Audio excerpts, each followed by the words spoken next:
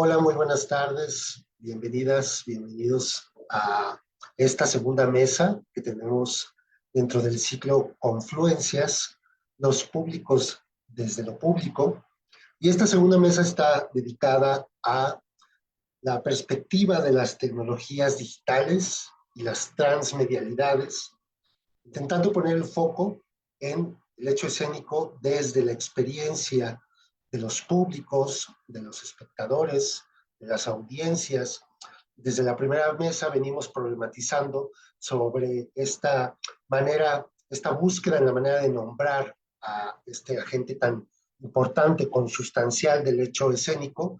Ya veremos qué se nos presenta en esta mesa, qué tipo de posicionamientos, de experiencias creativas y creadoras con nuestra invitada y nuestros invitados. Tenemos el día de hoy a Miriam Beutelspacher, a Ezequiel Steinman, a Héctor Cruz y a Ismael Guimate.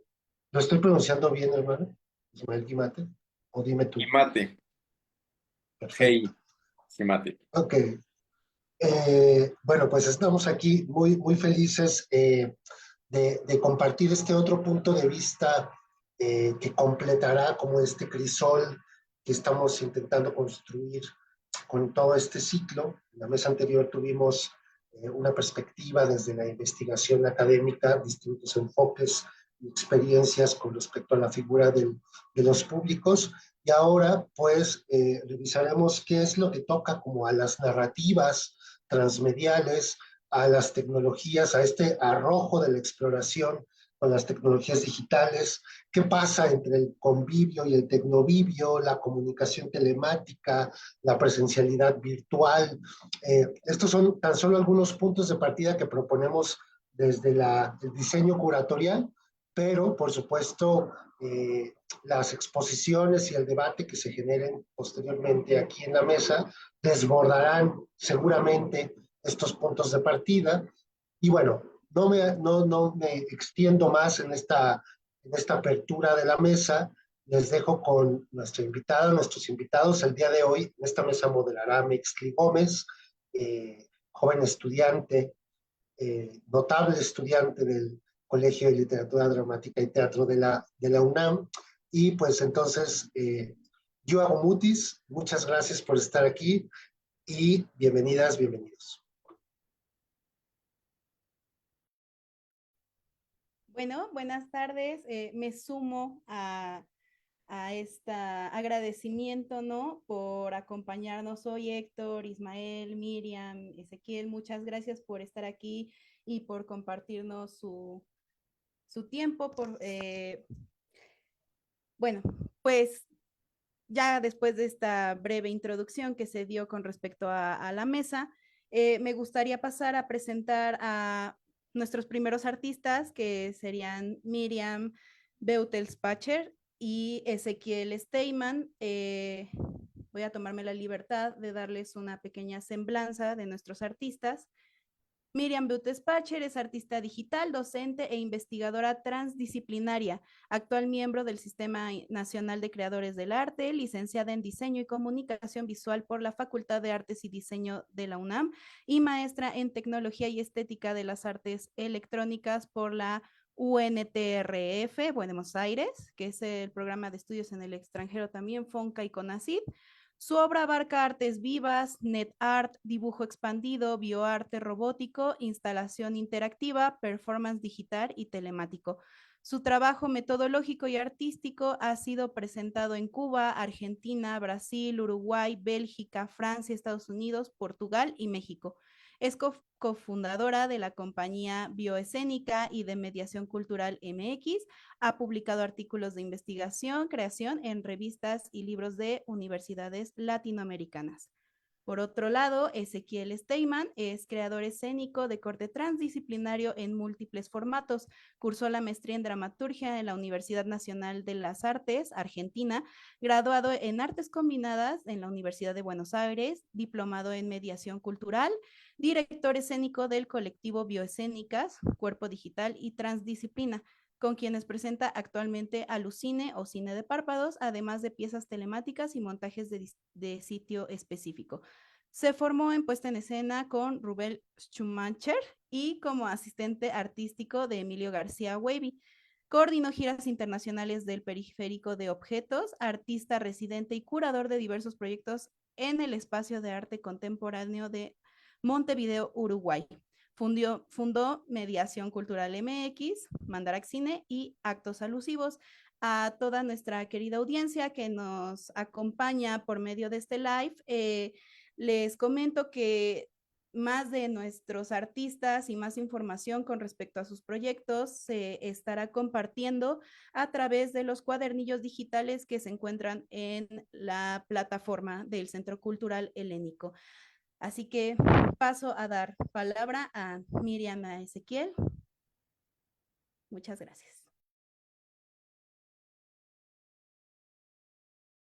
Hola, muchas gracias por la invitación. Agradezco a Luis Conde, a todo el equipo de Confluencias y el Centro Cultural Helénico. Vamos a compartir pantalla.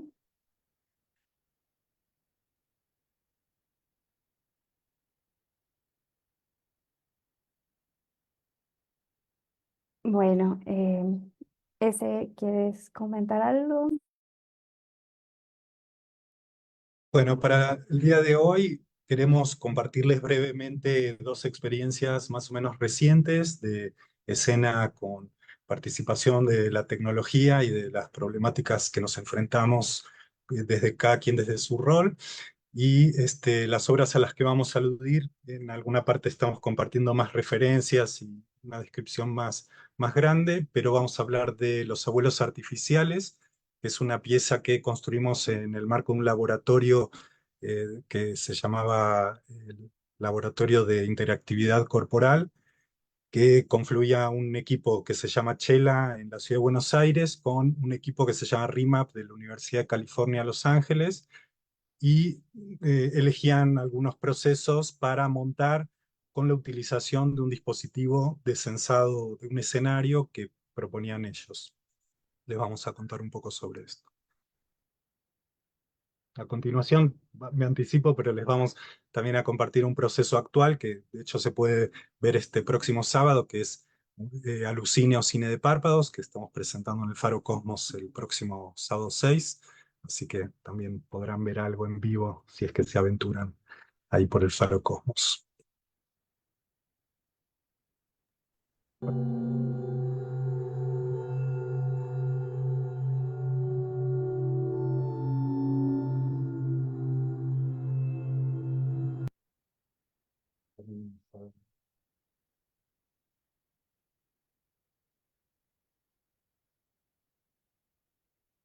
Bueno, antes de ver el video, yo les voy a platicar un poquito del contexto de este laboratorio.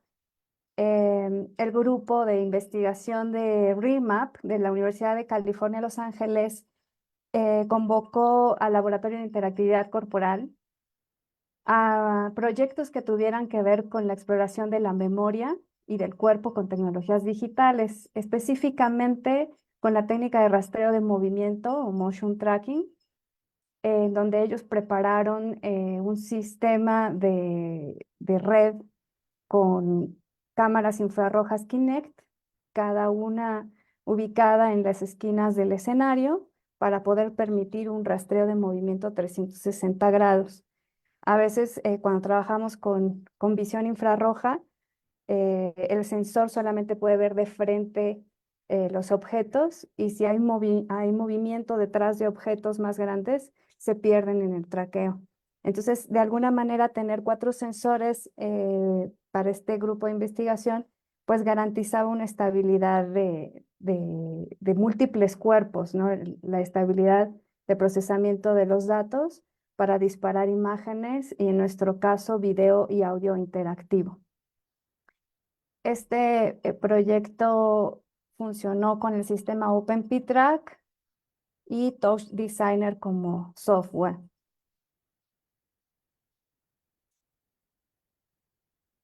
El proyecto en sí lo que consistió fue en trabajar una situación autobiográfica de nuestra compañera Constanza Casamadrid, también estudiante en ese entonces de la Maestría de Artes Electrónicas, quien ella es nieta de exiliados, ella ya nació en México, pero sus abuelos fueron expulsados de la provincia de Buenos Aires en el marco de la dictadura y es por ello que profundizamos en el concepto de la posmemoria.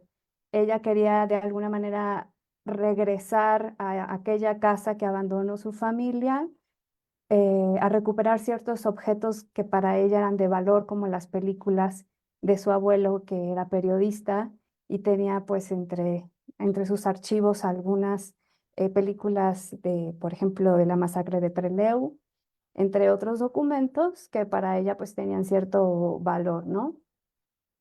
Jugamos con la perlaboración de la memoria de Connie, que nunca estuvo en esa casa, pero la conocía muy bien por las descripciones de su madre, de su tía, de sus abuelos, y de alguna manera jugábamos a recrear esa casa con este sistema de tracking de movimiento. Entonces, hacíamos dibujos en vivo, y abrió un juego también de posibilidades al público para que también pusiéramos en tema eh, afectivo a los participantes, a quienes ingresaban a este espacio. Cada quien tenía que aportar con una palabra el objeto que recordara de la casa de sus abuelos, ¿no? Entonces, de alguna manera, nosotros como co-creadores, programadores, músicos, dramaturgos, aportamos a esta casa una suerte de rememoranza de también nuestros afectos con los abuelos. Sobre este dispositivo tecnológico que el equipo de RipMap diseñó, Ezequiel Steinman montó también una suerte de dramaturgia utilizando esta prótesis tecnológica también como metáfora de inteligencias artificiales afectivas, que eran los abuelos artificiales. Estos abuelos artificiales observaban a Constanza desplazarse en el espacio con sus ojos de sensores infrarrojos, como una metáfora de las Kinects, ¿no? Esas cámaras son los ojos de los abuelos que la siguen, que la escuchan, que retroalimentan lo que ella les pide, y así de esta manera se va generando esta casa. Vamos a ver ahora sí el video. Dura 1 minuto.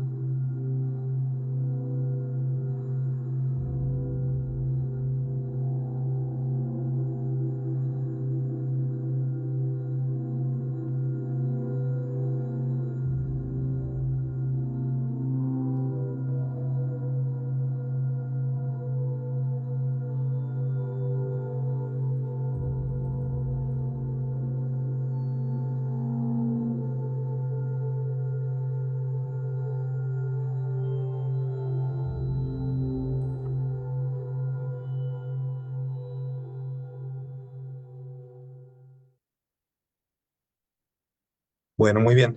Un poco quería compartir desde el rol de la dramaturgia y de la puesta en escena de este proceso, como algunos parámetros que tuvimos en cuenta a la hora de poder tomar contacto con lo específico de este complejo proceso, complejo por lo tecnológico que involucraba tratar de conocer y dominar, entender los fuertes y las dificultades del dispositivo tecnológico, porque era una de las condiciones desde el vamos, y al mismo tiempo tejer junto con eso un proceso muy sensible, porque pertenecía, como decía Miri recién, a la cartografía personal de la familia de Connie, en una situación muy particular, que es esta idea problemática de la posmemoria como un recuerdo que no fue realmente vivido. Entonces tenía también su complejidad. Entonces, uno de los primeros parámetros a lidiar con es una especie de antinomía entre lo biométrico y lo biográfico, ¿no? Y el desafío estaba en poder potenciarlo, ¿no? Quitar, o más bien aprovechar la tensión entre esas dos cosas para ir tejiendo un dispositivo que pudiera ir narrando y desplegando las diferentes capas. Por un lado, describir un poquito del contexto familiar de Connie. Por otro lado, inventar como una forma de integrar el dispositivo a que operara de una forma real en escena, ¿no? En especial por esta situación de que Connie no era una actriz representando un texto o un guión previamente, sino que lo que íbamos haciendo es construyendo como actividades, poniendo determinadas, dando instrucciones desde afuera a ver cómo respondía, cómo lidiaba ella con las dificultades o con ciertos parámetros en los que ajustábamos el dispositivo. Entonces, en lo que pensamos es para qué podía servir realmente en términos de sanación, tal vez, de sanar un árbol genealógico y un exilio que no fue buscado, sino más bien forzado, y que atraviesa generaciones, ¿no? Y que si bien Connie nos sufrió en carne propia el exilio, ha atravesado la adolescencia de su madre y de su tía, y de alguna forma le llegaba cargado de afecto este recuerdo de una casa que nunca había tomado contacto. El hecho de que a ella le haya interesado poner en juego esta cosa biográfica en Argentina nos daba la posibilidad, por ejemplo, de ir a visitar la casa y hacer una documentación. Entonces teníamos otra capa que era como el tiempo real, y el cual nosotros como colectivo estábamos participando de esa actividad, ¿no? Y de ver realmente qué producía y qué información nos podía dar para incluir dentro del proceso. Entonces, se empieza a agregar como capas y después se traduce como escenas de esa ida, de esa visita documental a la antigua casa, que llegamos hasta la puerta y que jugamos con ese límite también, porque fue una decisión de Connie de no trasponer ese umbral y regresarnos a explorar lo que nos daba el dispositivo sensado de un escenario responsivo, para poder lidiar con qué le pasaba realmente a ella con tomar contacto con ese lugar, en lugar de realmente entrar a la casa. Entonces jugamos un poco con esas capas, ¿no? Como el documental del recuerdo y los recuerdos de sus abuelos y de su familia, la llegada física nuestra en conjunto al lugar, y después ciertos juegos de poder recrear artificialmente em, cómo son las sensaciones de entrar a la casa. Eso lo construimos a partir de poder distribuir espacios reales, ¿no? Correspondientes a la distribución de la casa, y que en la medida en que Connie avanzara por ese espacio se dispararan sonidos ambientes pertenecientes a la cotidianidad analógica de esos espacios. Entonces, es casi como si recreáramos artificialmente el espacio virtual de ese recuerdo familiar, y poder ella lidiar con esos en un espacio más o menos controlado.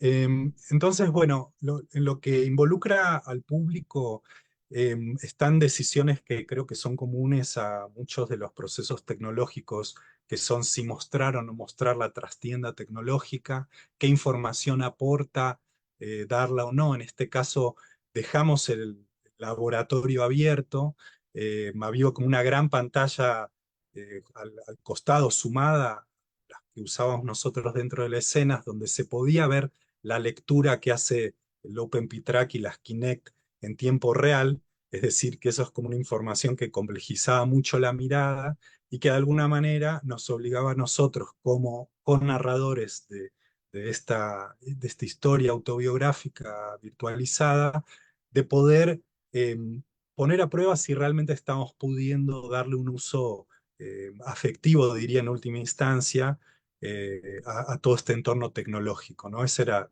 como el verdadero desafío que quería sintetizar en esta cuestión de lo biométrico y lo biográfico.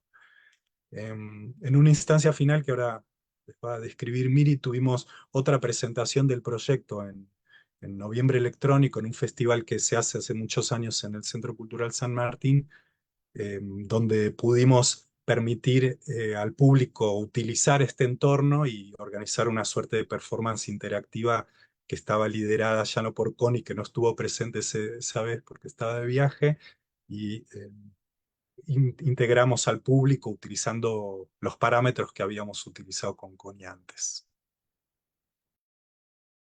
Así es, aquí hay una imagen del proceso desmontado, la creación del proceso, desmontando el proceso, como dice Ezequiel.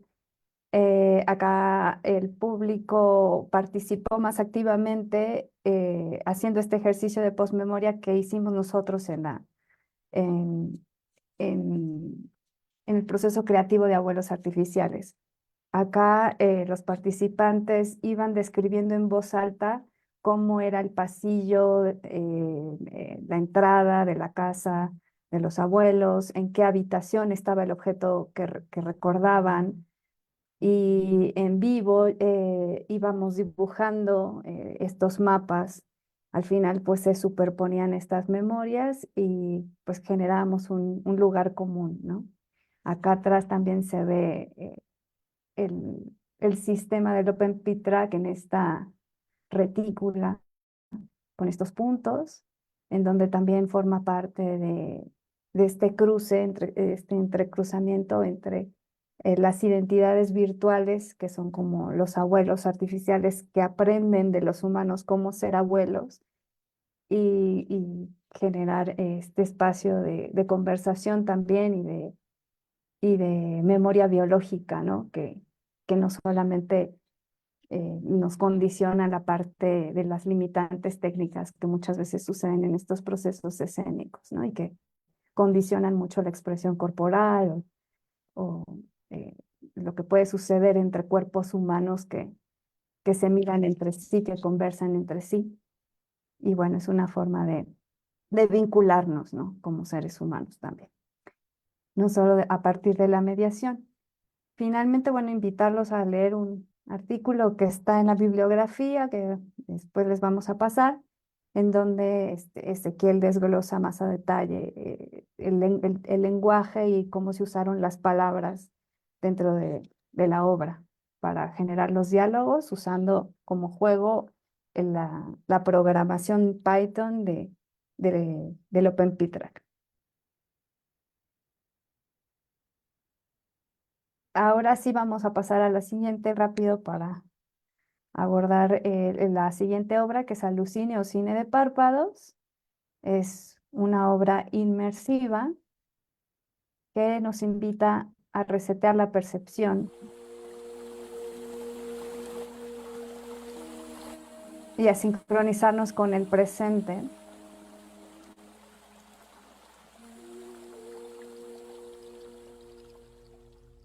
Alucine es como el cine, solo que en esta ocasión la pantalla es el cuerpo de los espectadores. Los espectadores tienen los ojos cerrados y son los encargados de organizar los estímulos. Les damos la más cordial bienvenida a Alucine o Cine de Párpados. Esta es una experiencia multisensorial en donde el público organiza los estímulos lumínicos, sonoros, olfativos, táctiles, de forma libre. No hay una narrativa que condicione ni que guíe la experiencia. De tal manera que se sumergen en un viaje interno, totalmente subjetivo, en donde afloran memorias que guardan en el cuerpo.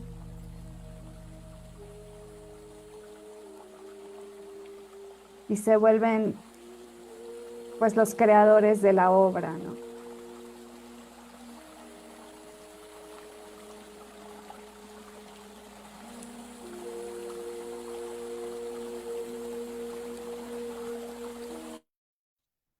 Sí. Acá lo que queríamos compartir específicamente a propósito del tema de esta mesa es cómo fue ganando espacio dentro de la configuración de toda la experiencia, algo que inició siendo como un conversatorio, como usábamos en muchas de las piezas donde queremos un feedback al final del público. Fuimos creando las condiciones ambientales y también la sensibilidad de la microfonía como para que pudieran permanecer dentro de ese estado sin perderlo y pasar a un relato un poco más frío, como si ya estuviéramos afuera de la experiencia. Lo que fuimos haciendo es tratando como de quedarnos y sostener esa sensación y de crearla como sensación. En el estado actual que estamos con el proceso, después de casi 50 funciones que hemos tenido de Alucine, en una próxima residencia que estamos por hacer en el CASA en Oaxaca, también en el mes de julio, es poder tener a modo de laboratorio una suerte de alucinautas, lo dimos en llamar, como para profundizar todavía más, repitiendo la experiencia de los espectadores que en lugar de hacerlo una vez, pudieran recibir como ciertas indicaciones para poder guiar y enfocar la experiencia y luego repetirla y terminar con una creación, no solamente un testimonial verbal como fuimos recopilando a lo largo de estas casi 50 funciones, sino también llegar como una respuesta estética y multilingüística también, multidisciplinaria de lo que pasa en Alucine. Em, Estamos haciendo también una suerte de edición de todos estos testimonios, ¿no? De una especie de tejido colectivo, como para dar cuenta que parte del dispositivo también es esta co-creación por parte del espectador. Por ahí el desafío en Alucine justamente fue hacer algo que muchas veces decimos o deseamos en un proceso, pero que es muy difícil llevar a cabo, que es que la pieza, la construcción narrativa quede en manos de los espectadores, ¿no? Eso es algo que es muy difícil de lograr y que siempre hemos querido, todos los creadores escénicos, como bueno, que el espectador cree su propia obra, ¿no? Es algo que sucede de alguna forma en todas, desde el punto de la interpretación que todo el mundo hace de cualquier cosa que uno vea, pero en este caso escuchamos realmente cuál fue la vivencia, qué escenarios los transportó, qué fue lo que realmente vivió o alucinó o experimentó como cine, ¿no? ¿Qué película vio? Ezequiel, me parece que ahorita con todo lo que me ha llegado con respecto a lo que nos estás contando, me viene mucho a la palabra cómplices, como esta cuestión de más que de expectación o más de audiencia o público, me hace pensar como en la palabra cómplices de la creación escénica. Por cuestiones de organización y de tiempo, nada más tenemos pues de 15 a 20 minutos para que nos expongan un poquito de su trabajo, pero después tendremos unos minutitos para seguir dialogando y seguir conversando con respecto a sus proyectos. Eh, Muchísimas gracias, de verdad que su trabajo es impresionante y me quedé con muchas preguntas, pero ahorita me gustaría dar paso a nuestro siguiente participante, que es Héctor Cruz Juárez, y paso a dar su semblanza. Héctor Cruz Juárez es un artista mexicano especializado en la creación, diseño, dirección y producción de dispositivos multimedia para las artes performáticas con un enfoque en danza y teatro. Es miembro del Sistema Nacional de Creadores de Arte y ha recibido premios como al mejor diseño de video para obra por la Academia Metropolitana de Teatro en 2023 y el World Summit Award 2020 de los ODC de la ONU en la categoría de Cultura y Turismo. Egresado como fotógrafo profesional de la Escuela Activa de Fotografía y licenciado en Comunicación Visual por la Universidad de la Comunicación.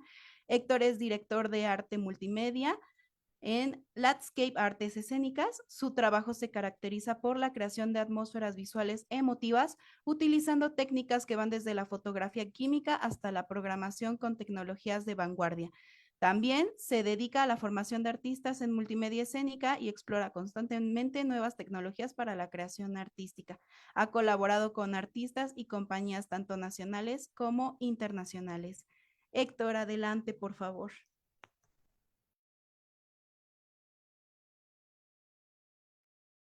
Gracias, Mescli. Gracias. Me emociona mucho escucharte, Miri, conocer, escuchar también tu voz y tu experiencia, Ezequiel. Yo sé que han estado ahí y están, ¿no? Miri, desde el centro multimedia, en el transmedia y en estas cosas que hacían de Liveness. Realmente ha pasado el tiempo y verles aquí cómo han florecido de distintas formas y continuado con sus pasiones, realmente es conmovedor y emocionante y está muy bello. Yo pienso más bien en compartir como algunas reflexiones de las que hemos desarrollado desde el quehacer dentro de la compañía Landscape Artes Escénicas en la que he desarrollado mi carrera, digamos, junto con Vivian Cruz, ¿no? Pienso también como en este concepto de la alquimia del sentido, ¿no? Por lo difícil que de repente puede ser abordar tantos derroteros creativos, tecnológicos y todo lo que sucede alrededor de estas explosiones creativas y técnicas que existen a nuestro alrededor y luego eso cacharlas y articularlas. Por el otro lado, también de repente pienso en estas cosas como pues la necesidad como de esta creación hemisférica, ¿no? O sea, ese acompañamiento en tándem, ¿no? Cuando lo pienso en mi caso, en Vivian y en mí, ¿no? Como ella de repente puede ver ciertas cosas desde la dramaturgia, la creación, la espacialidad, etcétera, y yo puedo ver otras desde esta interlocución técnica, visual, narrativa distinta, y ahora que les veo y les escucho, Miriam, Ezequiel, pues también veo que hay como esta simbiosis también y sinergia que existe, que existe naturalmente. Y bueno, Ismael, ¿qué te digo? Porque no sé qué tanto tiene que ver ahí la relación en tu familia que te cuentan, ¿no? Entonces, bueno, o sea, como que ese diálogo entre las distintas disciplinas es importante para que florezcan de otra manera las cosas y entonces alquímicamente pueda tomar sentido cada creación en la que nos envolvemos. Al tratarse de nuestro trabajo, ¿no? También en este vínculo de enramados tecnológicos, artísticos, escénicos, donde está el cuerpo, el espacio, la palabra, la música, la sonoridad, lo visual, etcétera, pues siempre debe de estar como en esta cosa siempre hay una lucha o siempre hay una eh, pues persecución, ¿no? Alquímica, ¿no? De cómo equilibrar cada uno de los elementos para no irnos a estrellar contra las rocas del sinsentido tecnológico o del sinsentido introspectivo, etcétera, ¿no? Entonces, creo que en ese sentido, llegamos a un punto donde entramos en crisis, ¿no? En el caso muy particular de Vivian Mío en Landscape, cuando de repente pensábamos que necesitábamos eso, construir públicos, construir un diálogo entre la audiencia, entre los testigos y cómo esos testigos podían tener una mejor interlocución con nuestro trabajo. Y entonces, porque aparte, digo, desde el territorio de la danza en México, y creo que también es una situación global, pues que también se va perdiendo el público y se va distanciando, ¿no? Los lenguajes sí son sintéticos o son abstractos, pero también se necesitan como estas metodologías de decodificación que a veces nos van alejando a los artistas de nuestras audiencias, ¿no? Y entonces, pues fue como esta cosa también como de preguntarnos permanentemente cómo hacerle, ¿no? Siempre llega a la mente una imagen de la maestra Gloria Contreras, esta coreógrafa mexicana que amasó el taller coreográfico de la UNAM durante tantos años, y que ella tenía una práctica que me cuentan que era muy honesta, ¿no? Y que era justo antes de la función, se paraba en el escenario y entonces les decía, miren, lo que van a ver es música de Mahler y es danza para los niños muertos, y entonces la coreografía va de tal cosa. Entonces había una cosa lúdica de darle herramientas de decodificación al público, y entonces ya generaban, como ya se mostraba el trabajo, y entonces eso como acercaba un poquito. en una participación con una obra de teatro en un festival en Alemania, el Formen Theater Festival en Hannover, de repente me llamó la atención que cuál es, digo, un festival de teatro internacional es una de las cosas más eh, eh, diversas, emocionantes, pero también variopintas, ¿no? Digo, pienso como en la cantidad, en la diversidad de expresiones artísticas que se le van a otorgar a un público, pero que ese público, ¿qué herramientas va a tener para decodificarlas cuando de repente tiene tantos orígenes, ¿no?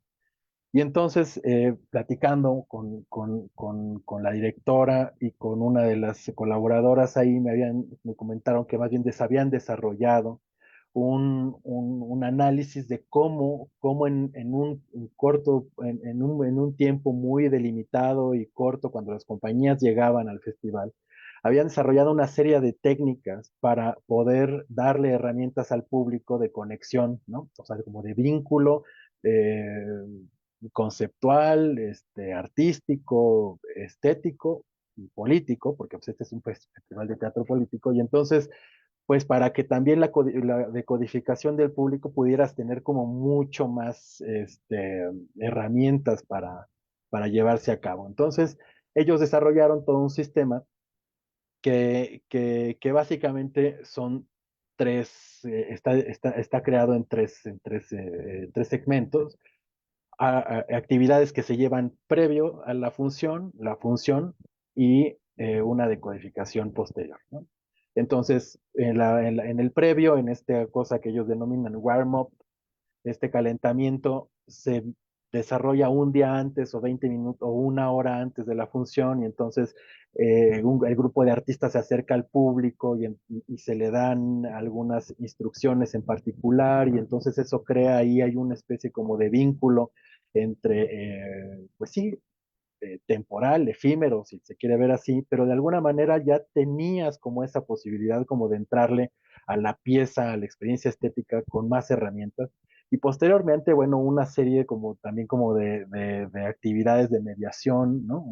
Pláticas, conversatorios, una serie de 10 minutos, 10 preguntas guiadas, ¿no? Con una suerte como de acompañamiento muy preciso, cosa que todo este mecanismo me pareció muy interesante porque justo en el deterioro de nuestros públicos en México, que es donde estamos desarrollando nuestro trabajo, y entonces vimos que había una oportunidad para crear este tipo de prácticas, adaptarlas a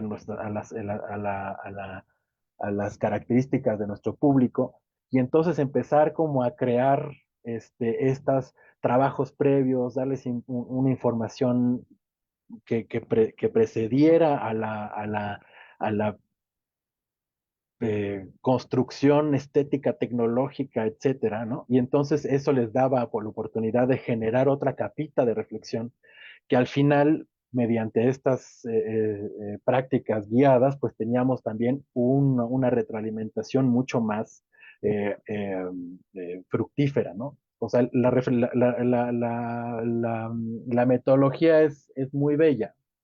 Y pues justo para esta mesa me di a la tarea las últimas semanas en recopilarlas, se las comparto aquí en el chat y Nestle, si la puedes compartir también en el chat de la transmisión, pues estaría muy bonito porque justo para saber que existe, a ver si hay alguien del otro lado que nos está escuchando o somos aquí locos y locas que estamos reflexionando, viéndonos el ombligo, ¿no? Ajá, a ver qué pasa. Y entonces, bueno, eso sucede en 2017, 2019, ¿no? Como que vemos esta posibilidad y luego llega la pandemia y pues hay que aplicar todo este tipo de cosas.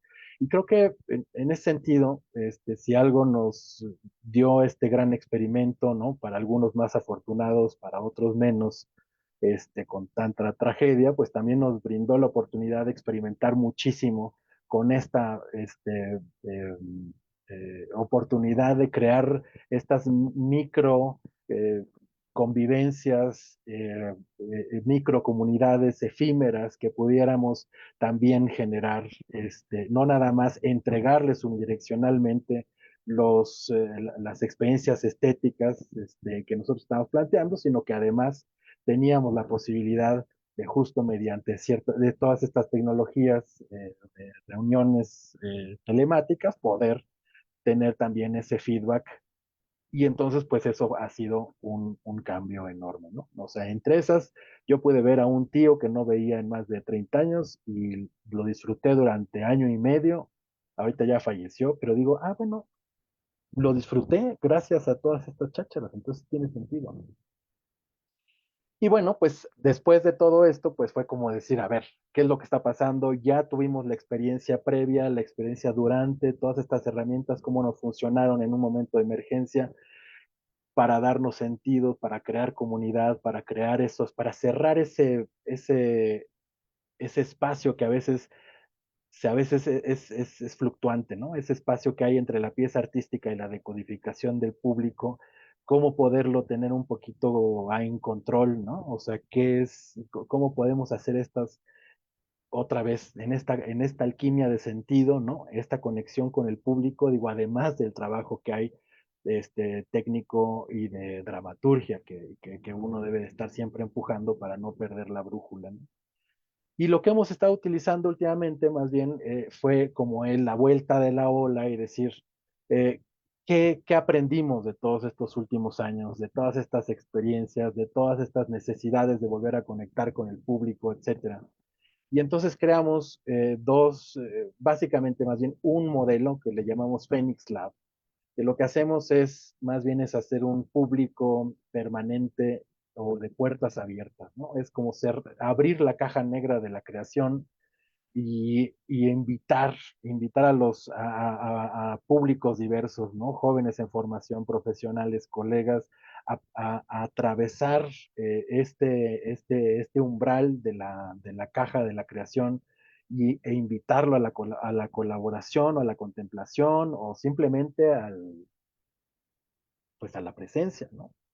Y entonces esto también en decodificar juntos y juntas, como pues más bien también todos los experimentos tecnológicos que están abiertos, ¿no? Porque sí, ahora que yo veo el trabajo de Miri y de Ezequiel y de repente digo, es que qué complejidad y qué hermoso es, ¿no? O sea, como en estas fibras que están allá atrás tejidas, ¿no? Técnicas, pero también el trabajo meticuloso que debe de haber como en el otro lado de acompañamiento, de generosidad creativa y también es cómo se le entrega al público. Porque creo que algo que también es como que está empujando ahí permanentemente es a quién le estamos hablando, ¿no? O sea, ¿a quién le estamos hablando? Le estamos hablando a colegas que tienen un acervo ahí que tienen amasado y están decodificando de una manera, o estamos hablándole a, a, a, a otra generación, estamos hablando a otras formas de ver el mundo, y entonces ponernos ahí desde otro lado como en acecho constante, ¿no? Acerca de qué es lo que estamos haciendo. Y descubrir que también no estamos muy lejos de lo que siempre se ha hecho, ¿no? Digamos, estos palos y piedras tecnológicos, pues también vienen ahí detrás de la pregunta qué es la tecnología, ¿no? Desde que alguien agarra un palo y entonces esto empieza, y pienso en todas estas devenires que se acercaron, o que más bien preguntas que se acercaron cuando hubo el cambio de la luz eléctrica en las artes escénicas, ¿no? Nada más, ¿no? Y entonces esto cómo vino en esta reflexión de cómo nos dejamos permear por nuevas aproximaciones con un campo semántico ampliado, ¿no? Y entonces, pues sí, es tratar de ponernos un faro que nos diga eso, no choquen contra las piedras de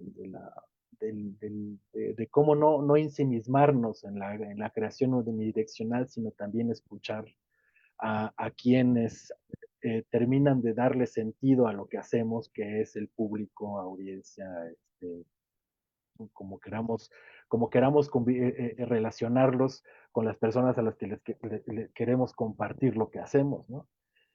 Y, y bueno, pues más bien es eso, ¿no? Es cómo podemos como fragmentarlo, cómo podemos redistribuirlo ya antes de irme, les quiero compartir otra vez, aquí está una liga en el chat, es de la compañía Landscape, que tiene el último proyecto de Umbrales, que fue una residencia artística en noviembre del año pasado, y esta es de Phoenix Lab, que también, si nos lo comparten, pues para que también llevarlo al territorio de la interactividad y quienes nos escuchan, pues poderlo, que lo puedan decodificar en un tiempo distinto a lo que les estamos presentando. Y bueno, pues como siempre, uno siempre está deseoso de saber quién está del otro lado. Esperemos que se puedan manifestar a través de los comentarios. Estamos siempre abiertos para recibir sus reflexiones y preguntas. Por ahí me pidieron que mandara un saludo a la subdirección de producción teatral de Limba, que están ahí muy, muy atentas. Y bueno, pues ser cómplices, precisamente eso que decías, Mezcli, creo que la idea esta de si quieres ir rápido, ve solo, pero si quieres ir lejos, ve acompañado. Es muy bonito en este territorio de las artes escénicas y más de las colaboraciones inter y transmediales y postmediales y lo que se venga. Entonces, pues creo que por mí, por ahora es todo, y más bien esperemos al rato en en la, en el diálogo que se pueda abrir. Ismael, no te quito más tu tiempo, por favor. Gracias. Muchísimas gracias, Héctor. Igual les comentamos que a través de Live se estarán compartiendo algunos de los enlaces que aquí se nos están mencionando y también próximamente en los cuadernillos que estarán en la plataforma del Centro Cultural Helénico. Ahora, sin más preámbulo, voy a presentar a Ismael Jimate, perdóname, soy muy mala para pronunciar. Eh, Él es productor y artista multimedia. Su incursión a las artes visuales inicia en la compañía Sabandijas de Palacio en 2010. Ha trabajado como artista multimedia y productor en más de 30 proyectos escénicos de la compañía, entre los que destacan Bicéfalo, dirigida por Guillermo Heras, y Olvida Todo, dirigida por Mariana Arta Sánchez, ambas coproducidas con la Compañía Nacional de Teatro. Colaborador como diseñador y operador multimedia con la compañía de danza Ciudad Interior desde el 2015 hasta la fecha. Beneficiario en el área de interdisciplina de los programas PSDA de Querétaro, Apoyarte en el 2018 y creadores escénicos del SACPC en el 2022. Actualmente es tutor del PSDA en Yucatán en el área de interdisciplina. Adelante, Ismael. Muchísimas gracias por la presentación, Mextli. Un saludo a mis colegas y sobre todo a la audiencia, que esperemos que sea muy nutrida, pero si no, en algún momento, si nos llegan a ver de manera diferida, un saludo a todos. Muchísimas gracias a Luis Conde por la invitación y al Centro Cultural Helénico. Y pues nada, ya qué más hay que decir.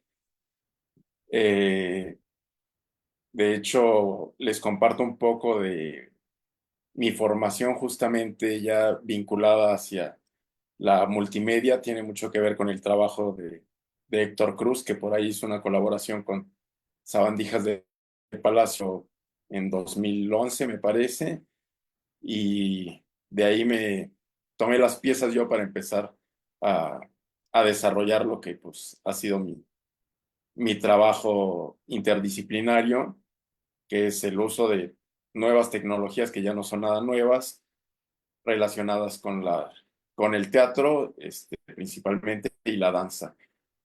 Y bueno, como dice Héctor, en realidad mucho de mi trabajo ha sido pues en apoyo de una compañía teatral, que en este caso pues mi amada esposa, que es la dramaturga y directora de Sabandijas de Palacio, pues es mi colaboradora más cercana, y ya desde hace varios años que tuvo la visión también de incorporar multimedia en la escena, y entonces pues desde la dramaturgia empezó a crear mundos que se pudieran, digamos, que pudieran hablar por medio de las imágenes también, y y de todas estas investigaciones, en realidad les quiero hablar de dos proyectos, ya que si bien Mariana le encanta escribir cuentitos pensando en el público y muchas veces interactuando con el público, tenemos dos proyectos que tomamos aparte así como para salirnos de los teatros convencionales y más bien hacer intervención de espacios.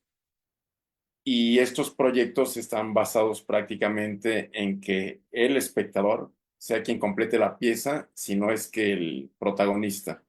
De ahí creamos dos proyectos, el primero en 2017-2018, autorretratos, de este que les voy a hablar un poquito. Les comparto aquí tantito la pantalla. Es autorretratos, pueden buscarnos en la página de sabandijasdepalacio.com.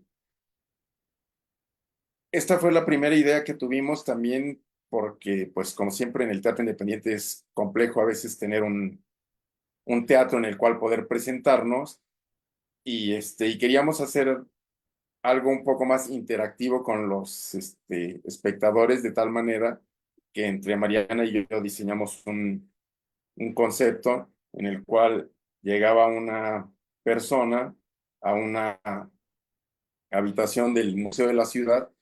Nosotros radicamos en Querétaro y ventajoso para nosotros existe el Museo de la Ciudad de Querétaro, que es un museo de arte contemporáneo que tiene abiertas sus puertas a cualquier artista y creador y a todo el público. Entonces, además de que cuenta con dos espacios escénicos, te permiten de repente pues usar una sala y, ok, usarla para hacer tus exploraciones escénicas. De esta manera, pues diseñamos una especie de pantalla de 180 grados, curva, en la cual entraba el espectador y se encontraba en un mundo, digamos, vacío, solo con la pantalla. En realidad, es una pantalla semitranslúcida que estando nosotros atrás nos permitía ver al espectador. Aquí les pongo un pequeño ejemplo, no les pongo sonidito. Por acá se los pongo nada más para que vean. Y les comento cómo funciona el dispositivo. Antes de entrar el espectador, simplemente tenía que llenar un formato y esto, pues retomando como lo que les contaba ahora Miriam, hay una cosa bien bonita que es si el público te comparte sus memorias y a partir de sus memorias tú generas una dramaturgia, se vuelve un diálogo impresionante. De tal manera que Mariana Arta Sánchez diseñó unos detonadores dramatúrgicos que eran 5 preguntitas, 3 formatos independientes, dependiendo el que eligiera el público aleatorio. Y llenando esas preguntas, lo que le daban a Mariana era la posibilidad de crear una historia de 7 minutos.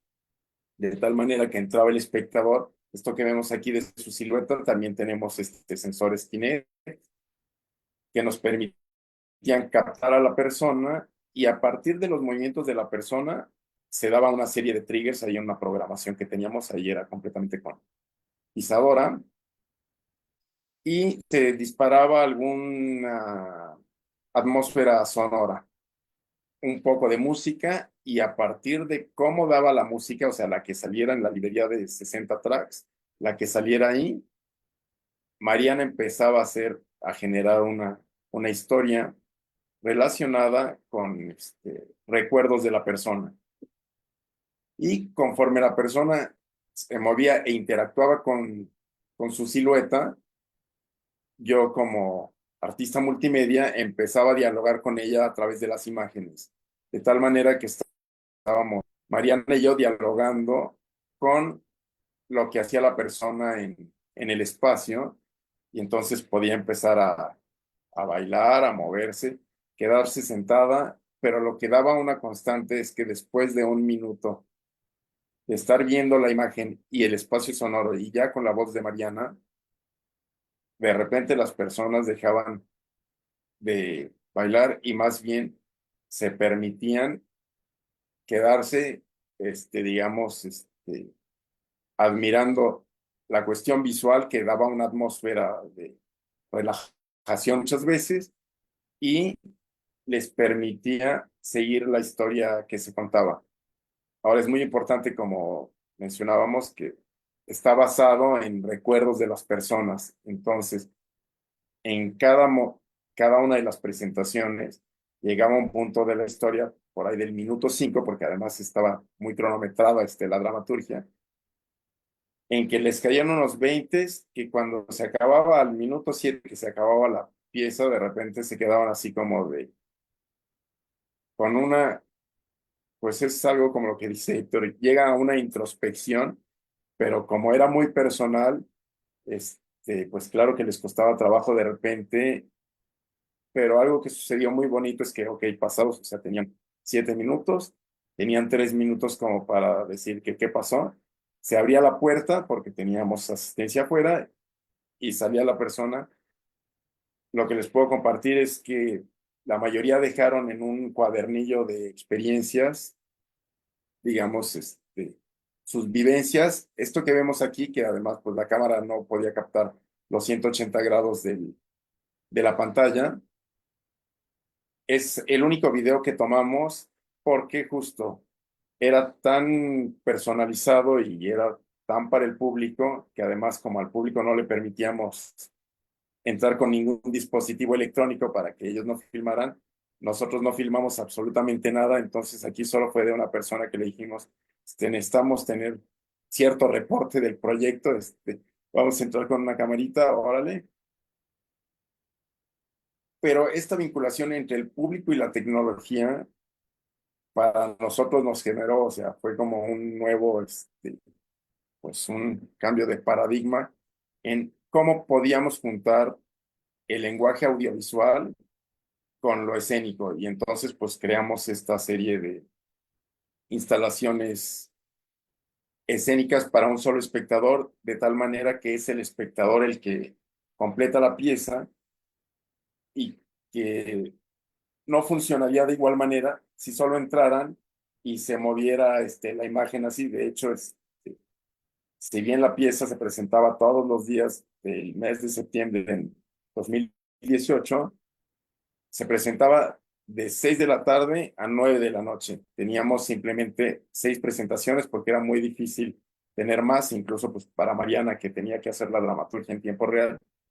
Pero a lo largo del día dejábamos abierta la sala con los sensores y que pasaran cosas y la gente se quedaba y, o sea, muchos regresaban a ver de qué trataba, pero en realidad cuando ocurría el evento, ya con el cuentito, la experiencia para la gente era un viaje,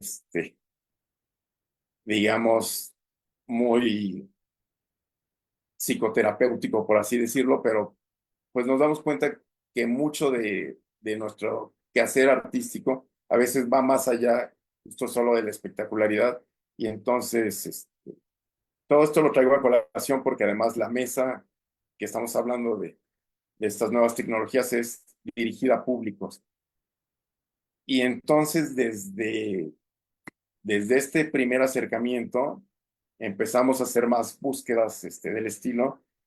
Claro que sí, no es muy rentable este tipo digamos, de creaciones artísticas donde puede entrar una sola persona porque además, pues justo tenemos que vivir de algo y cuánto puedes cobrar, ¿no? Por el proyecto. Entonces estamos tratando de hacer gestión para mover los proyectos y que tengan alguna especie de subsidio. En ese primer año, pues claro que tenía un subsidio, pero de ahí llegamos a este otro que también después de la pandemia y pasados muchos encierros, decidimos crear la habitación, que era pues nuevamente tener un espacio que pues en principio iba a ser la habitación de un hotel, ¿ah? Lo íbamos a intervenir haciéndole un mapeo, un videomapeo a toda la habitación y íbamos a controlar todo en otra habitación de tal manera que esto estuviera relacionado con los viajes y con lo que son las habitaciones de hotel, que son lugares de tránsito, que son públicos, pero se vuelven personales en un solo momento. Entonces, igual con mi mancuerna Mariana Arta Sánchez, creó una estructura dramática buena onda para que nuevamente, a través de unas preguntas relacionadas con los viajes y la añoranza, más después del encierro, que pues la gente ya ni siquiera podía viajar, entonces llenaban 5 preguntitas y nuevamente ocurría este mismo, este mismo fenómeno. Entonces les muestro más o menos aquí cómo se hace. Realmente hicimos la intervención de un espacio este, eh, creado por otro artista ahí mismo en el Museo de la Ciudad. Y la ventaja es que hizo una especie de casita. Les voy a poner antes otro videito, perdón, nada más para que vean cómo es que se creó. Pero algo de lo que empezamos a buscar justamente Mariana y yo era de, bueno, cómo intervenir espacios no escénicos para darles nueva vida. Entonces estaba esta instalación, nos la prestaron. Hicimos bueno, me puse a hacer un laboratorio de exploración junto con Mariana y una cosa audiovisual. En sí está, como estaba, o sea, era una beca que saqué para creadores escénicos y todo tenía que estar hecho por mí. Por eso les pongo la intervención del espacio. Me voy un poco más adelante para que vean cómo ocurrió. Está Mariana ayudándome.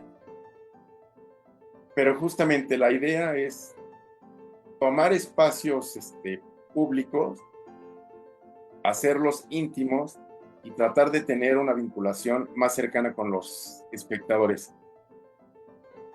De verdad, estas exploraciones de las que nos han hablado hoy y esta misma que les muestro, son justo qué hacemos con estos palitos que tenemos ahora, que en este caso son videoproyectores, sensores, sensores infrarrojos, control de luces por movimiento, ¿sí?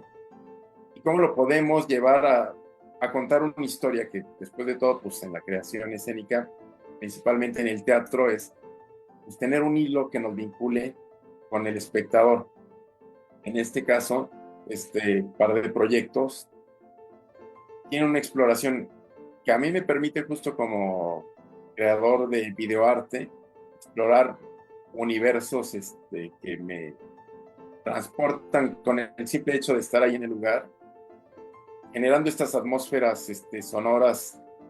Puedo crear, digamos, un escenario de la nada que le permite en realidad una mayor conexión al espectador entre la pieza, que en este caso es una pieza visual, y una historia que se narra para él.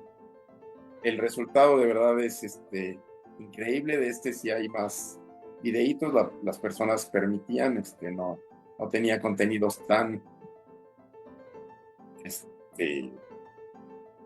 tan internos, o sea, permitía un poco más porque hablaba de otras personas y mucho de lo que se obtuvo en este acercamiento nos permite ahora ir en la búsqueda de un nuevo proyecto que tenemos pensado Mariana y yo, el cual ya no está pensado para un solo espectador, sino que las vivencias de varios espectadores nos ayuden a crear una pieza colectiva que, bueno, estas son piezas de 10 minutos, pero gracias a las escrituras dramáticas y a este tipo, digamos, de intervenciones espaciales, vamos a estar ahora buscando juntar más público para que gente que no se conoce se pueda vincular, puedan manipular el espacio y sean partícipes, digamos, de una experiencia que para nosotros ha sido muy, muy apasionante, muy hermosa de compartir.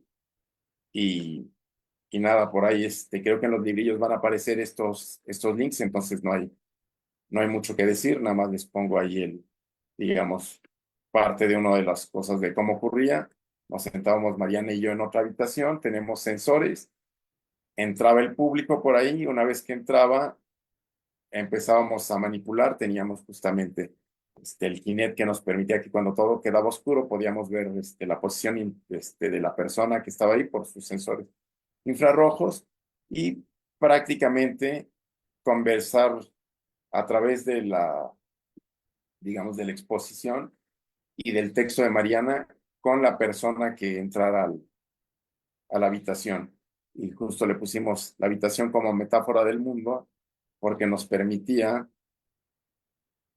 metaforizar todos los viajes exteriores que uno tiene con respecto a lo que vamos cargando en nuestro interior, y les digo más en un momento que era justo saliendo de la pandemia, donde traíamos atrapadas muchas de estas añoranzas de los viajes. Algo que hay que decir es que justamente las personas de mi generación, o sea, de 35 años para arriba, claro que les pegaba más, era más emotivo que a los chavos que, claro, se fascinaban, o sea, mucho más jóvenes se fascinaban por el, digamos, el dispositivo, pero no tanto por el contenido, porque pues tampoco hay quienes no tienen tanta esa experiencia y esa añoranza. Entonces, pues de eso van estas dos experiencias. La compañía se llama Sabandijas de Palacio, pueden seguirnos en nuestras redes, y está la página www.sabandijasdepalacio.com. Y pues sería todo en mi parte. Muchísimas gracias, Ismael. De verdad fue sumamente enriquecedor.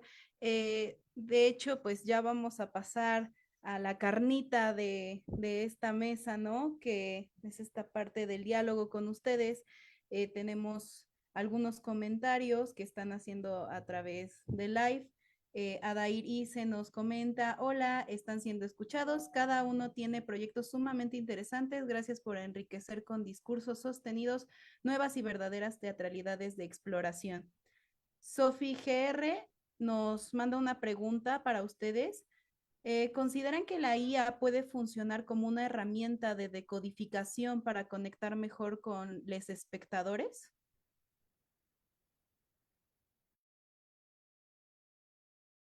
¿Quién guste tomar la palabra para responder esta pregunta?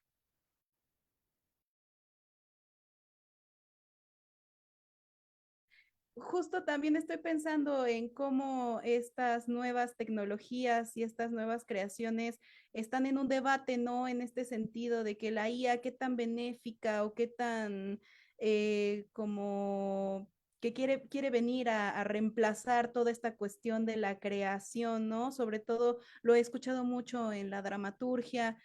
¿Cómo creen que la IA ahí trabaja con ustedes?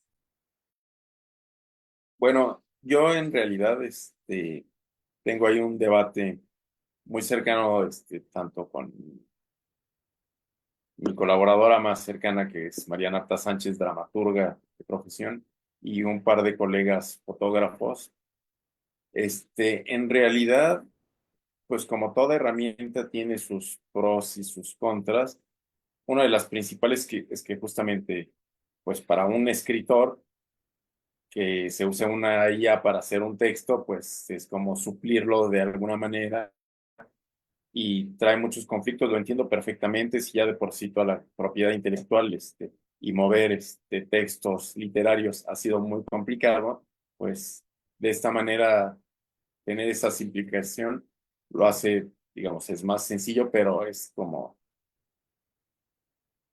bastante doloroso así ya. Pero lo que sí he visto, sobre todo en algunos foros de, de los softwares que utilizo, eh, un par de herramientas que se han utilizado sobre todo para acelerar un proceso, digamos, de búsqueda, que es, ok, puedo manejar las herramientas de edición digital, y podría crear en Photoshop una pieza de cero, o podría modificar una foto y de ahí crear algo nuevo, o un cuadro, o sea, una pintura y eso.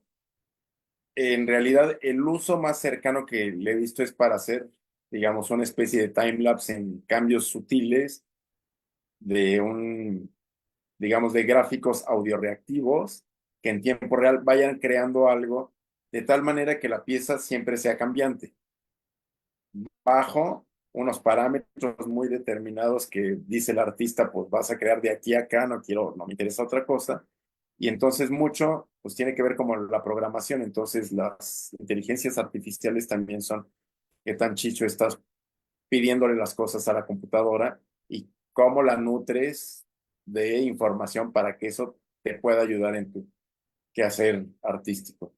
Por otro lado, pues en realidad lo que necesitamos nosotros son nuestros tiempos de creación, digamos, que entonces que justo por ahí había un meme, que lo que necesitamos es que una inteligencia artificial nos lave los trastes y a veces nos prepare la comida, nos limpie casa, para tener tiempo de dedicarle a la creación digital, literaria, de lo que sea. Entonces, estoy más hacia la parte de la exploración con herramientas por nuestra propia programación. De hecho, muchos de los softwares que utilizamos nos permiten designar algoritmos que nos dicen, de aquí acá vas a hacer una cosa random, cuyos parámetros yo te los designo porque eso me ayuda a que compagines con esta visión artística que tengo.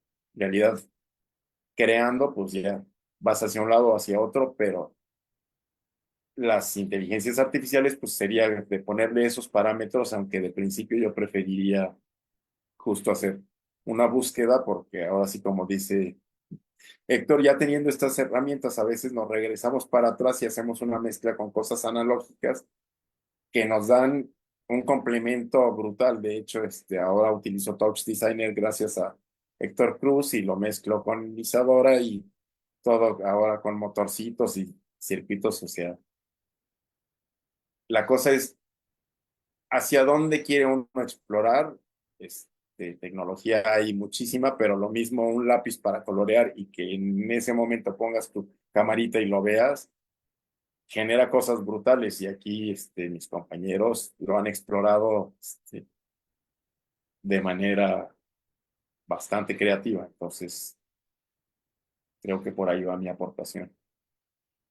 De hecho, yo recuerdo en la participación de Ezequiel y de Miriam que mencionaban el uso de la inteligencia artificial en su pieza de los abuelos.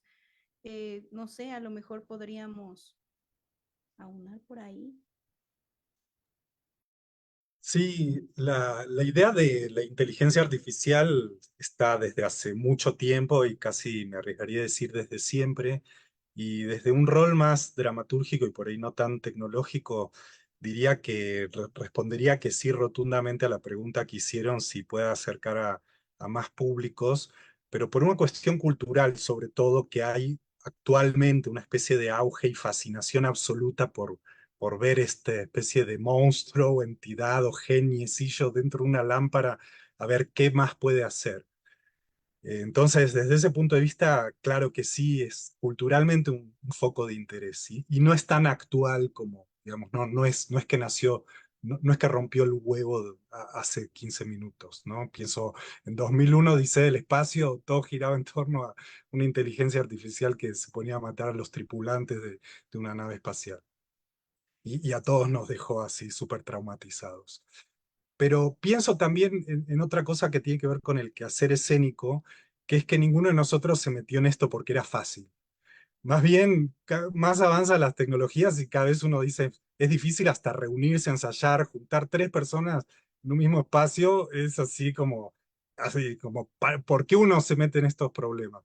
Y la inteligencia artificial parece ser como lo contrario, ¿no? Como una máquina que promete resolver todos los problemas. Por eso adscribo, estoy esperando ansiosamente el momento que nos lave los trastes a todos y nos limpie las casas para poder dedicarnos, así adscribo 100% a esa instancia y no que nos ayude a resolver una complicación en la que nos metemos solos, ¿no? Y que nos gusta justamente por esa microelaboración, por analizar cada aspecto y el rango completo de espectadores y de públicos que podemos llegar a tener y de poder que funcione para todos sin que sea una generalidad banal, o sea, cómo poder ser hiper específicos y al mismo tiempo ser incluyentes.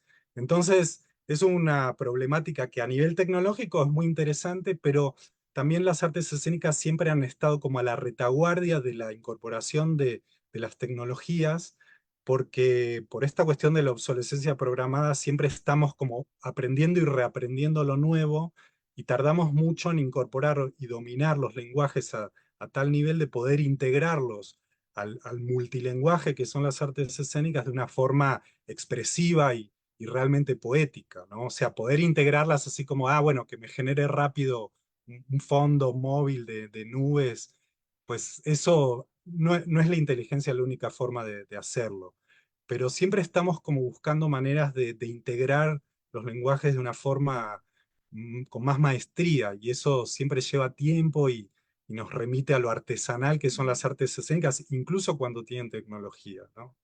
Por ahí lo pensaba un poco. Justo esto que mencionas está muy bueno, Ezequiel, porque también en este vaivén de búsqueda, justamente incluso con Mariana, que es una, pues, o sea, enamorada de la lengua española y, digamos, de la artesanía que ha resultado la dramaturgia para ella, y ha ido descifrando maneras en cómo generar universos, pues estos universos cortitos de 7 o 10 minutos que nos permiten generar una historia redondita y que el público se queda, wow, en realidad es por esta búsqueda artesanal de nosotros como creadores de una nueva herramienta, cómo la llevamos más allá. Aprovecho nada más para hacer un pequeño comercial, ya que estamos aquí. Acabamos de sacar un reto dramatúrgico de Mariana, que está en contra de estas creaciones por inteligencia artificial, y entonces Mariana, que cumple años, 50 años en dos años, va a realizar la escritura dramática de 50 textos a lo largo de 2 años, personalizados, de tal manera que sí, el humano lo puede hacer bien. Esa búsqueda, pues también hay que alimentarle a nuestro cerebrito, igual que a la inteligencia artificial. Cada que nosotros como creadores nos vamos echando más armas a nuestro quehacer artístico, nos permiten llegar a este grado de depuración.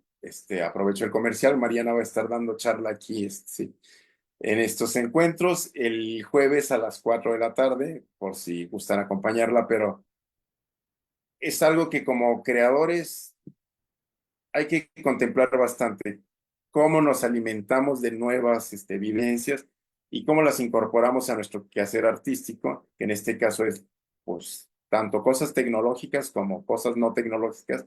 En realidad, en el caso de todos nosotros, al parecer, tenemos una vinculación con el espacio, con los espectadores y pues con el arte escénica que se hace en colectivo, y entonces es un vaivén de conocimientos que nos han ayudado a generar a partir de una persona que va y te cuenta un cuentito en escena, como es el teatro. Ahora tenemos unas cosas envolventes que es prácticamente generar comunidad y compartir con otros espectadores u otros creadores en tiempo real, de manera tangible, es lo más bonito, pero incluso ahora de manera virtual, como estamos haciendo justo en este momento. En este sentido que tú mencionas, Ismael, creo que va muy ad hoc con nuestro siguiente comentario, que es un poco denso y que nos va a dar mucho de qué hablar. Es de Cucaracha Novohispana. El comentario dice: ¿qué tan complejo resulta mantenerse a la vanguardia de las tecnologías para la realización artística? ¿Cómo logran sustentar toda la cuestión tecnológica en cuanto a economía? Lo pienso en un sentido que tal vez muchas creadores pueden verse muy rebasados por la accesibilidad a las tecnologías y a veces no pueden llevar a cabo sus propios proyectos. ¿Es rentable tanto para ustedes como para el público, o cómo se puede llegar a un punto medio entre la asequibilidad al público y la dignificación del trabajo artístico? Gracias. Pues adelante, Héctor. Híjole, es que también como mantenerse a la vanguardia, pues está en chino porque es carísimo, porque pues, o sea, más bien, creo que el asunto es como regresarse unos pasos atrás, ¿no? O sea, como encontrarle las reglas del juego.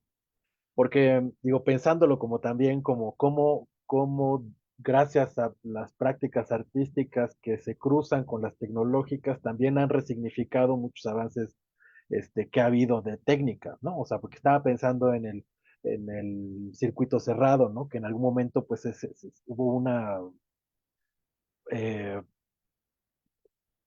inversión enorme para el desarrollo de tecnologías para la vigilancia, ¿no? O sea, para la vigilancia de unos grupos de poder que estaban vigilando a otros, etcétera. Y entonces en ese sentido los artistas retoman esa tecnología y entonces pues la utilizan como para reconstruir otras posibilidades estéticas y políticas, ¿no? Eso es así a grandes rasgos, algo que me compartía hace poco una investigación de Joatzin Balbuena, que también es otra artista multimedia que ha estado cerca de todos nosotros, en plan, pues, creando una interlocución permanente. Y la otra que pienso es que más bien la tecnología, siempre va a haber cosas nuevas tecnológicas, ¿no? O sea, hay expresiones que dicen, hay un media server nuevo cada jueves.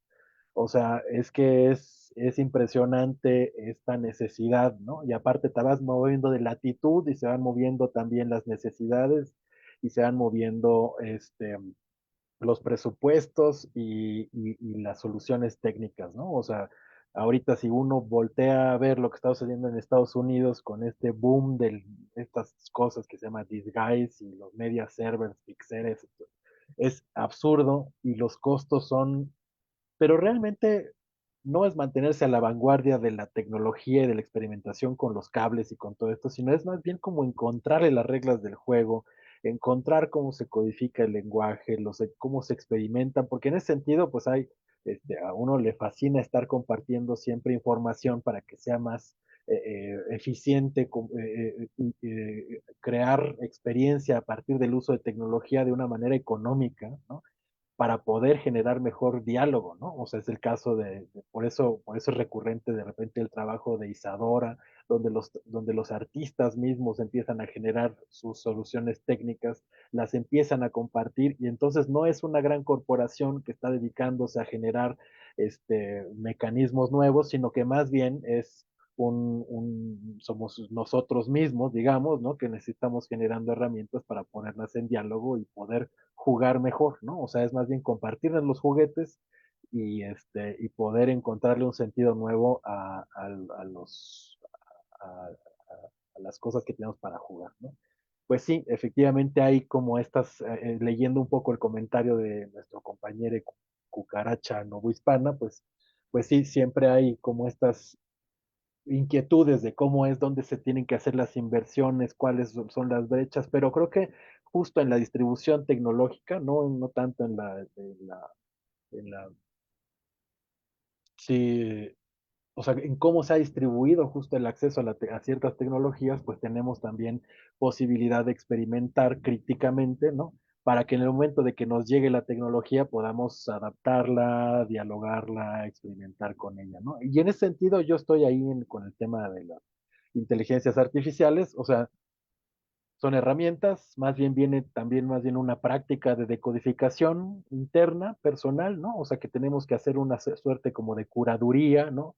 De lo que tenemos frente a nosotros, ¿no? O sea, tener un pensamiento crítico de cómo también nos relacionamos con todas estas cosas que están apareciendo distribuidamente, ¿no? Como decía Ezequiel, pues son herramientas o conceptos que están ahí desde hace mucho tiempo, nada más que tiene ¿qué? Año y medio que están así como en la fascinación de la, del mago en la botella, pero sí efectivamente que cómo le entramos a cualquier tecnología, pues más bien es con escucha, con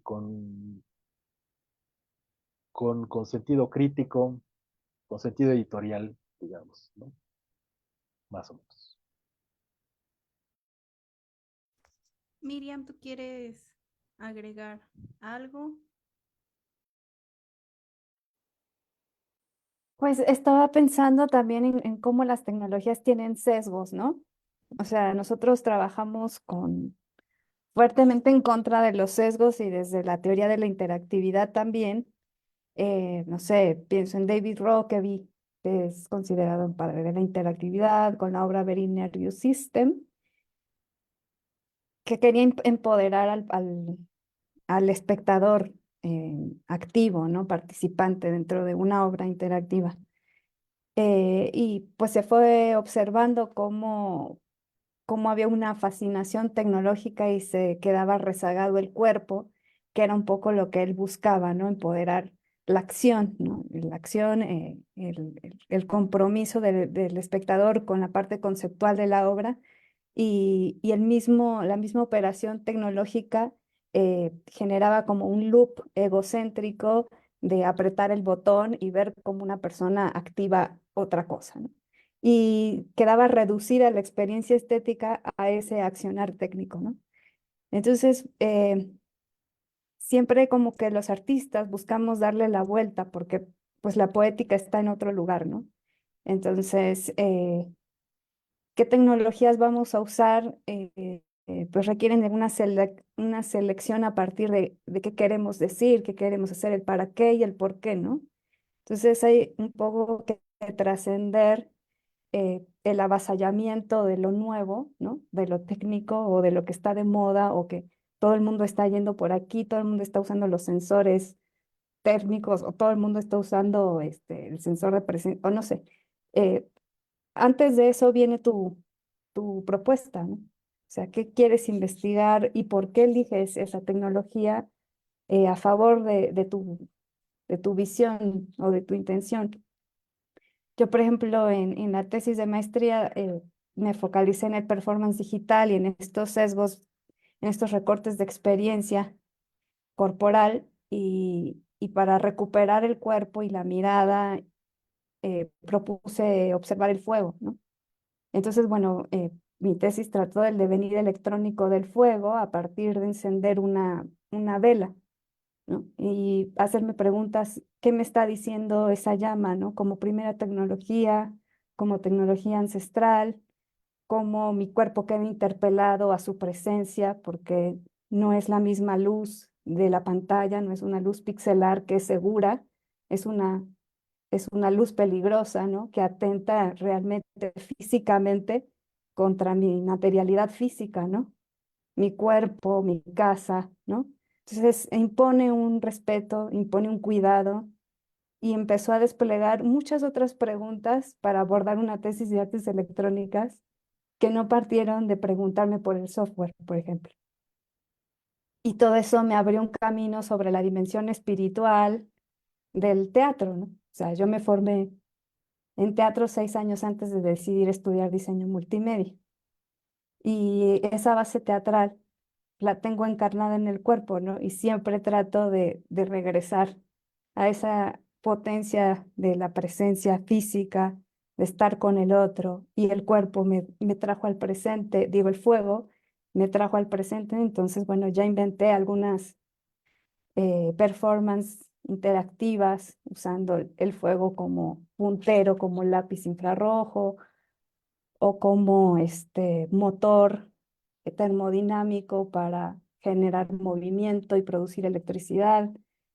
Y en fin, me abrió otras posibilidades que se fueron hasta el macrocosmos, ¿no? Hasta vincular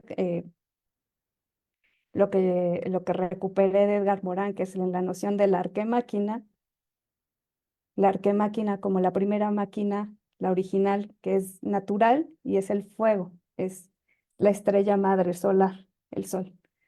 Un poco poder trazar rutas energéticas, encadenamientos que exceden mi dimensión eh, humana, ¿no?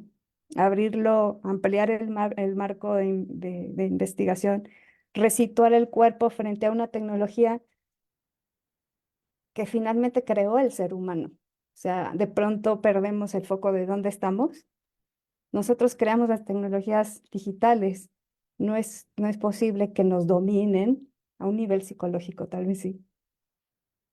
Pero estamos supeditados, nuestra existencia está supeditada a la actividad de macromáquinas solares, geotérmicas, planetarias, al agua, ¿no? Padecimos la sequía.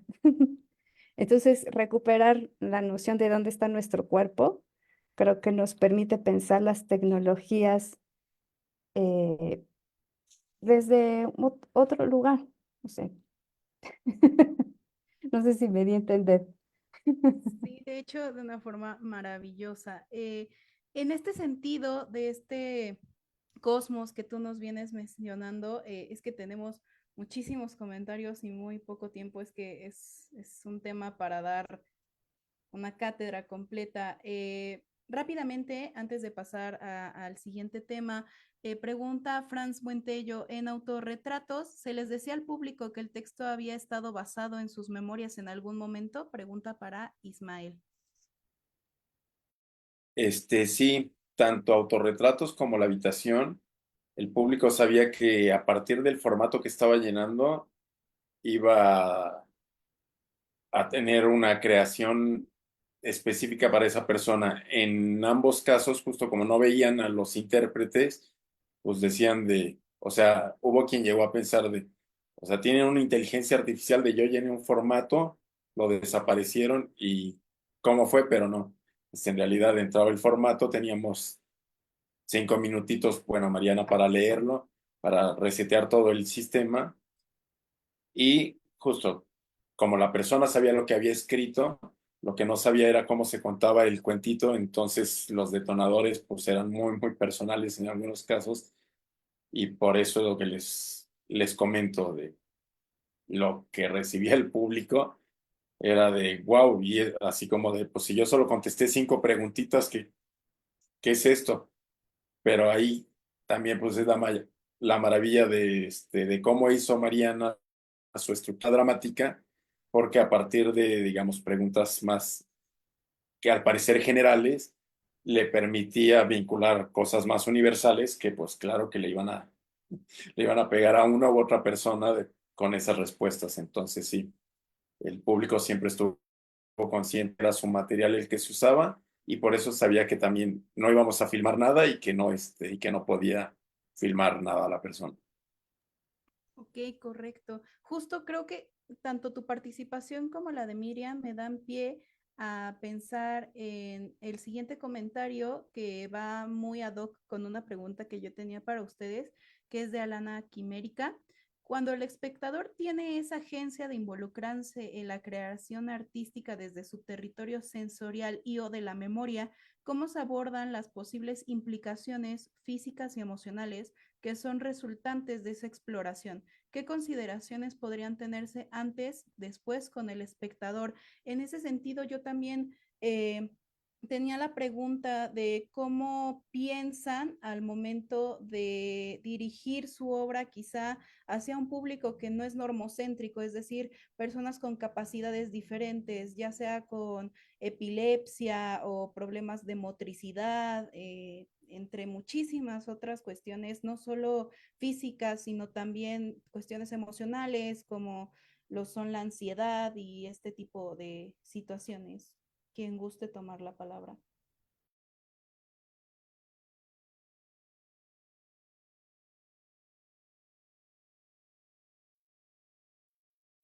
Bueno, más bien es como en un tema general, o sea, que a veces lo que tratamos también como de tener como con cierto, este, pues eso, pues respeto, cuidado, ¿no? ¿No? O sea, es como que nos está entregando un, un objeto valioso que es la memoria, que es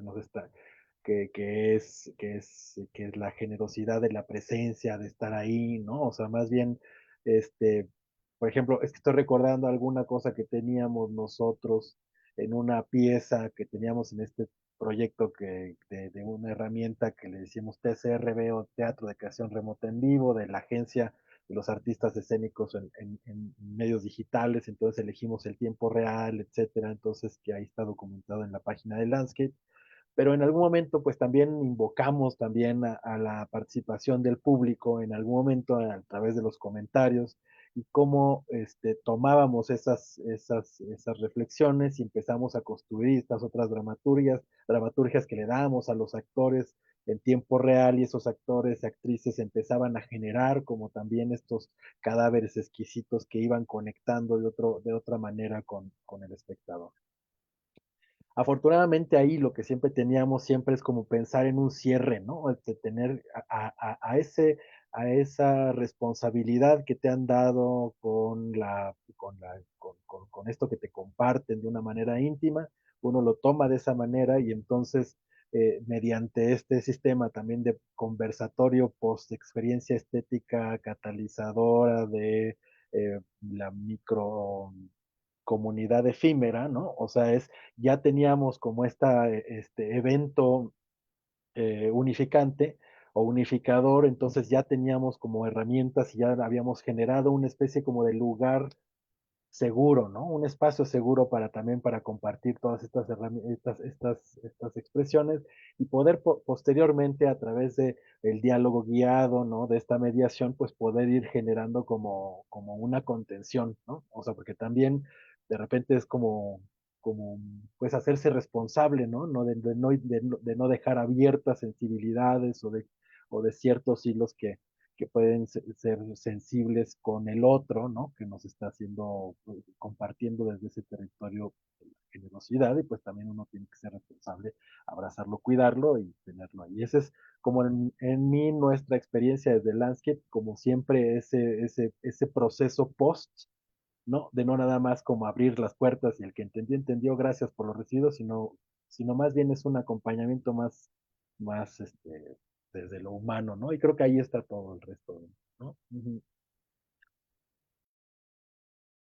Muchísimas Sí, gracias. para mí es una pregunta también muy interesante por la época y por cómo resuenan las propuestas que estuvimos haciendo actualmente con Alucine, por ejemplo, que es otra manera de experimentar una obra escénica donde uno tiene luces muy fuertes que apuntan a ojos cerrados, por cierto, o sea, no es que es directo al ojo y nosotros graduamos como cierta, hasta dónde puede ser considerado invasivo, pero nos hemos enfrentado como a diversas situaciones de preguntarnos con las personas enfrente como cuál es el límite, ¿no? Y de esa forma fuimos estableciendo como algunos parámetros. En principio, por ejemplo, el rango de edad, que lo dispusimos mayor a 12 años, después de haber tenido como algunos niños que al principio no nos parecía que no hay ningún contenido que no sea apto para niños, por ejemplo, ¿no? Pero sí hemos visto que les cuesta a los niños mantenerse con los ojos cerrados durante los 30 y pico de minutos que dura la sesión, o que empiezan a hacer comentarios, ¿no? O sea, hemos estado graduando muy pormenorizadamente esos niveles. Hemos tenido espectadores no videntes, con sinestesia, o sea, nos hemos ido retroalimentando y enriqueciendo con esas situaciones. Y la vamos aprendiendo durante las funciones y calibrando esto, como digo. Pero yo creo que el garante también es esto de las artes escénicas, de que nosotros estamos ahí en presencia. Entonces, si bien hay como ciertos márgenes de riesgos, son productos artesanales que no están bajo normas IMPA o ISO 9001 que han sido pasados. Son productos artesanales realmente y uno se encuentra con situaciones, pero uno está de cuerpo presente para lidiar con esas situaciones y contenerlas. Y creo las preguntas también iban a estos ingredientes emocionales donde alguien comparte cuestiones íntimas. Y ahí es donde los mecanismos previstos dentro de la dramaturgia de cada una de las propuestas contemplan esas cosas. Primero porque uno invita, uno no está forzando. Entonces, alguien comparte, es alguien que está aceptando esa invitación y desde ese punto, bueno, hay como ciertos riesgos asumidos y que, como digo, cuidamos en presencia, ¿no? Pero están abiertos esos riesgos y que creo que son constitutivos y que es algo sobre lo cual me parece las artes escénicas todavía tienen algo para aportar a la sociedad, que son estos espacios de riesgos controlados donde se permite el espectador dar un paso, arriesgarse y bueno, exponerse también, ¿no? Y ver cómo se siente con ese grado de exposición. Y en ciertas situaciones uno puede verse medianamente lastimado. No lo digo por alucine, pero digo, de la misma forma que uno ve una película y de pronto le remueve cosas internas y uno dice, bueno, me afectó, bueno, pero de alguna forma veo una película casi deseando que me afecte, o hay como cierta apertura donde uno desea ser removido y tocado. Entonces, manejar esos umbrales o esa tensión son inherentes y todavía lo defendemos como prerrogativa de las artes escénicas, darnos esos permisos. Es decir, hay otros aspectos de las sociedades donde nos estamos exponiendo a veces sin conocer y exponiendo nuestra intimidad, y pienso fácilmente en, no sé, de pronto nos aparecen carteles de que Facebook va a compartir nuestros 20 años de existencia en Facebook, toda nuestra memoria fotográfica se las va a alimentar a la inteligencia artificial para entrenarse, ¿no? Y uno aceptas y, ya lo aceptaste por usuario de Facebook. Es decir, o las vacunas del COVID, ¿no? O sea, estamos siendo masivamente expuestos a cuestiones que no hay un control sobre los resultados, sobre eso, o qué puede pasar con eso, mientras que en las artes escénicas continuamos, digamos, microcalibrando y estando en presencia, como decía, cuidando del espectador cuerpo a cuerpo, ¿no? Eso creo que es una característica que por más uso de la tecnología que tengamos en las artes escénicas, no renunciamos a deslindar responsabilidad en la tecnología, como decir, ups, es que no sé qué le dijiste a la inteligencia artificial que lo procesó y te traumó de por vida, ¿no? O sea, nosotros, digamos, nos seguimos haciendo responsables función a función. En este sentido de que hablas de cómo afecta una obra, una instalación al público, creo que viene muy bien con estas últimas preguntas, porque ya tenemos de que 3 minutitos para poder cerrar. Y ya como último comentario es, ¿ha notado alguna diferencia en la vinculación de los públicos de distintas generaciones con el trabajo transmedial? ¿Cómo logran un acercamiento con públicos diversos cuando los contextos son tan particulares en términos territoriales, generacionales, etcétera? Por ejemplo, ¿cómo se comportan las construcciones escénicas digitales en contextos no urbanos? Y ya para cerrar, porque de verdad tenemos el tiempo contado, una disculpa a alguien que guste tomar la palabra.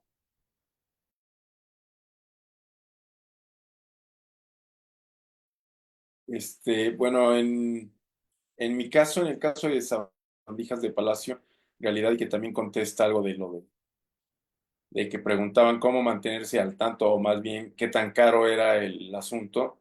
De hecho, mucho de por qué empezamos a usar videomapping en la escena es justo para crear escenografías cambiantes en segundos, y entonces, pues, digamos que nuestro gasto en infraestructura se vuelve, pues, no tan gasto, sino algo que nos quedamos y que podemos usar y reutilizar, y más bien es en donde proyectamos después, de tal manera que uso cualquier pared después y me quito ese problema.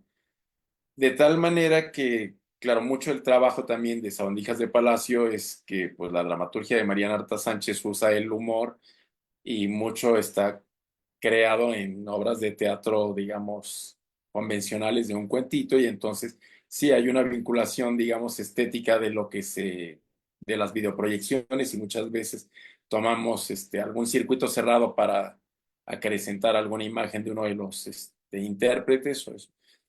Y en realidad lo que nos permite es justamente, por lo menos a Sabandijas de Palacio, nos ha permitido de repente movernos en espacios donde no requerimos un teatro con las mejores condiciones. Claro que eso potencia las obras muchísimo, pero a veces, pues justo en el Museo de la Ciudad, que es donde nosotros normalmente nos presentamos, es de, ok, tenemos este otro espacio, y nosotros como compañía, junto con una compañía productora que se llama 3 o 0, pues pone su equipo de iluminación en una sala del Museo Ciudad, y entonces te caben 20 personas y tienes algo pensado para todo el público casi siempre, que es, pues Mariana escribe para adolescentes y adultos, y entonces tienes una interacción, digamos, de algo que es como si fuera cine en tiempo real, que más bien es teatro con animaciones.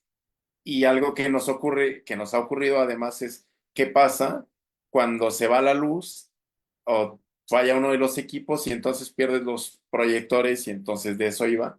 Bueno, pues como la dramaturgia está pensada desde el principio en que todos nuestros artefactos van a acompañar y van a potenciar, pero no dependen de ellos, entonces no importa, porque la obra depende de los creadores escénicos. Cosa muy diferente con estos dos otros experimentos de, de inmersión, que dependen netamente de lo visual y de lo auditivo, de donde se nos cae la luz ahí, se cae el espectáculo, porque el espectador pues no va a saber qué hacer, ¿no? Pero normalmente, digamos, en nuestra experiencia, nos ha ayudado mucho integrar las videoproyecciones a poder movernos a comunidades que, o sea, a lugares donde no hay teatros como tal, y hacer una intervención del espacio para presentar la misma obra que podríamos presentar en los teatros como en los teatros de Limba. Entonces, nos ha ayudado y pues la gente se lleva la misma sensación. En realidad es que el público que ve una obra, pues le gusta o sea, si sigue la historia y eso, pues le puede gustar o ya sale con sus diferencias, pero mucho es, pues es comedia, así que casi que la tenemos de gane casi siempre. Entonces, por ahí en la exploración, con todo el público, nos ha funcionado muy bien. Muchísimas gracias. Y no solo a ti, sino muchísimas gracias a todos nuestros artistas, estos participantes que nos han hecho tener una mesa demasiado interesante. Nos llevamos muchas preguntas, nos llevamos muchísimo a seguir estudiando y a seguir viendo su trabajo. Les invito a todos a que sigan su trayectoria, ¿no? Y sus siguientes presentaciones. Y también los invito a que continúen en estas transmisiones del Centro Cultural Helénico, ya que en algunos minutos vamos a continuar con la siguiente mesa que va a abordar otro tema en relación con los públicos y les agradezco infinitamente por estar aquí. Muchas gracias. Hasta luego. Muchas gracias a todos. Un gusto verlos.